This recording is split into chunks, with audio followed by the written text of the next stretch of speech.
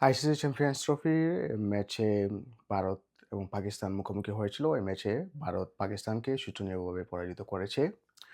পাকিস্তানের সমর্থকরা খুবই হতাশ এবং হতাশ হওয়ার আ অত্যন্ত যৌক্তিক কারণ রয়েছে। পাকিস্তানের সম্প্রতি পারফরম্যান্স আ আ খুবই নাজুক। তবে পাকিস্তানের দর্শকরা একটু আশা করেছিলেন যেহেতু ইন্ডিয়ার সাথে ম্যাচ হবে, পাকিস্তান হয়তোবা ফাইট ব্যাক করবে। পাকিস্তান একটু অ্যাগ্রেসিভ ক্রিকেট খেলার চেষ্টা করবে এবং পাকিস্তান ফাইনালি ইন্ডিয়াকে হারাতে সক্ষম হবে। আনফরচুনেটলি সেটা হয়নি। পাকিস্তান ইন্ডিয়ার সাথে শোচনীয়ভাবে পরাজিত হয়েছে এবং ওই ম্যাচে আসলে পাকিস্তানের পক্ষে কোনো কিছুই যায়নি। উল্লেখ করার মতো কোনো পারফরম্যান্সও পাকিস্তানের পক্ষ থেকে আম বলার মতো কোনো পারফরম্যান্স হয়নি। এই পাকিস্তান টিমের অধঃপতনের পেছনে যে কারণগুলো রয়েছে সেটা নিয়ে মিডিয়াতে অনেক আলোচনা হচ্ছে। বিশেষ করে পাকিস্তানের লেজেন্ডস ক্রিকেটাররা মিডিয়াতে কথা বলে আসছেন। এর মধ্যে ওয়াসিম আকরাম, ওয়াকার ইউনুস, ইনজামামুল হক প্রায় সবাই মিডিয়াতে অ্যাক্টিভ রয়েছেন।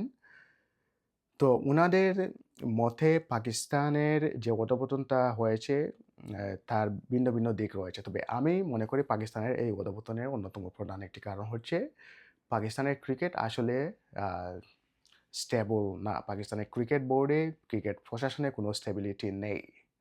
রাজনৈতিকভাবে পাকিস্তান খুবই অ্যা টক্সিক একটি প্লেস এবং ক্রিকেট বোর্ড অবশ্যই রাজনীতির সাথে সম্পর্কিত। পাকিস্তানের রাজনৈতিক পট পরিবর্তন হলে ক্রিকেট বোর্ডের পরিবর্তন নিয়ে আসা হয় এবং ক্রিকেট বোর্ডের পরিবর্তন আসলে ক্রিকেট বোর্ডের পলিসিরও পরিবর্তন আসে এবং কনস্ট্যান্টলি এই চেঞ্জের কারণে পাকিস্তানের কোনো stable cricket policy long term ধরে ফলো করা হয়নি।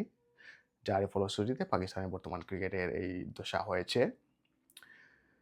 বর্তমান যে পাকিস্তানের প্রেসিডেন্ট রয়েছেন উনি আসার পরেই অনেক কিছু পরিবর্তন করার চেষ্টা করেছেন এবং যারা আ পাকিস্তানের টিমের সাথে কাজ করার সুযোগ পেতেন না, একসময় পাকিস্তানের হয়ে খেলেছেন। আমি আকিব জাভেদের কথা বলছি। উনি যখন পাকিস্তানের দলের সাথে ছিলেন না, উনি অনেক বড়, বড় কথা বলতেন মিডিয়াতে এসে।